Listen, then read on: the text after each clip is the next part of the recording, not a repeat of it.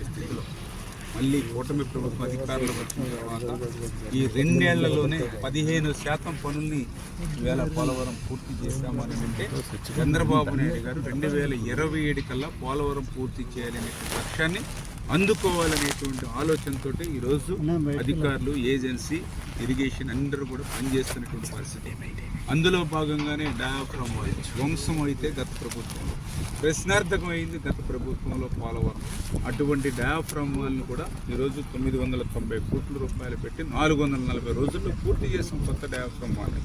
అదేవిధంగా ఏదైతే పెద్ద ఎత్తున వాటర్ సీపేజీ ఉంటే ఈ ప్రాంతంలో పని చేసుకోవడానికి వీలు లేనటువంటి పరిస్థితి వర్షాకాలంలో ఉంటే దాన్ని అధిగమించడానికి, అదేవిధంగా ఎగువ కాపర్ డ్యామ్ స్ట్రెంగ్త్ చేసుకోవడానికి బట్రస్ డ్యామ్ను కూడా 100% కంప్లీట్ చేసాం.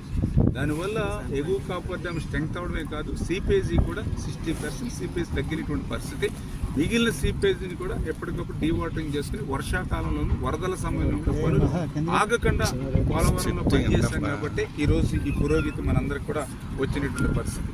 అదేవిధంగా ఇప్పుడు మనం పోలవరం ఏదైతే మెయిన్ డ్యామ్, ఎందుకంటే పోలవరానికి అత్యంత కీలకమైనటువంటిది earth cum rock fill dam, main dam.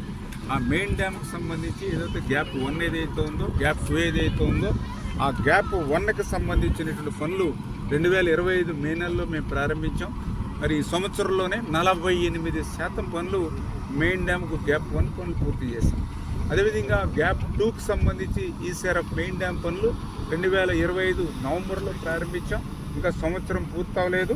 మరి 29% ఈ పనులు పూర్తయినటువంటి పరిస్థితి. ఇప్పుడు పూర్తవడమే కాదు, రేపు రాబోయేటువంటి వర్షాకాలం వరదలు కూడా ఎట్లా అధిగమించాలనేటువంటి ఆలోచనతో ఎప్పటికప్పుడు ప్లాన్ చేసుకుంటుంది.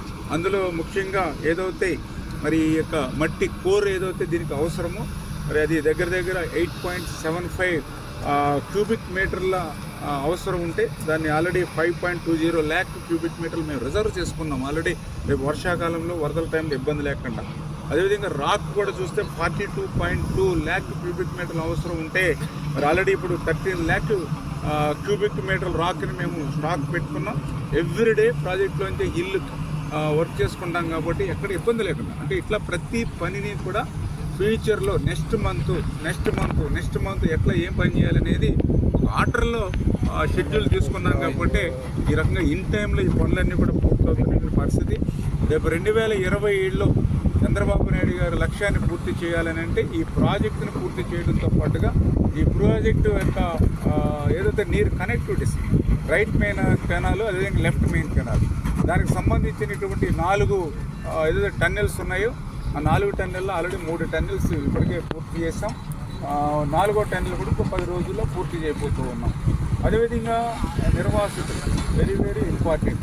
చంద్రబాబు నాయుడు గారు కూడా ఇవాళ నిర్వాసితుల్ని త్యాగధనులుగా కొలుస్తూ ఉన్నారు, త్యాగధనులుగా పూజిస్తూ ఉన్నారు. దానికి నిదర్శనమే ఈ 2 ఏళ్లలోనే 2250 కోట్ల రూపాయలు స్వయంగా చంద్రబాబు నాయుడు గారి చేతుల మీదుగా నిర్వాసితులకు అందజేశాం.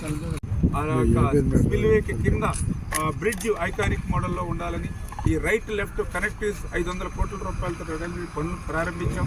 ఈ పోలవరం ప్రాజెక్టుని ఫ్యూచర్లో అటు ఏలూరు, రాజమండ్రి, కొవ్వూరు, అదేవిధంగా వైజాగ్ హైవేస్ కూడా కనెక్టివిటీ కూడా ఇవ్వాలని ఆలోచన. ఈ పోలవరం ప్రాజెక్ట్ దగ్గర నుంచి భద్రాచలం వరకు కూడా పాపికొండలు ఇవన్నీ కూడా కలిసి వచ్చేటువంటి విధంగా ఏదైతే ఆ యొక్క టూరిజంని డెవలప్ చేయడం, ఇట్లాంటి ఆలోచనలు ఎన్నో ఈరోజు చంద్రబాబు నాయుడు గారి మధ్యలో ఉన్నాయి. ఇవన్నీ కూడా రేపు వారంలో పోలవరం ప్రాజెక్టు సందర్శనకి ఈ యొక్క పోలవరం వస్తూ ఉన్నారు చంద్రబాబు నాయుడు గారు. ఏదైతే ధవళేశ్వరం గేట్లు అవి కూడా 5 సంవత్సరాల గొడ్డల పార్టీ కాలంలో విధ్వంసానికి ప్రమాదభరితంగా ఉంటే కనీసం పట్టిన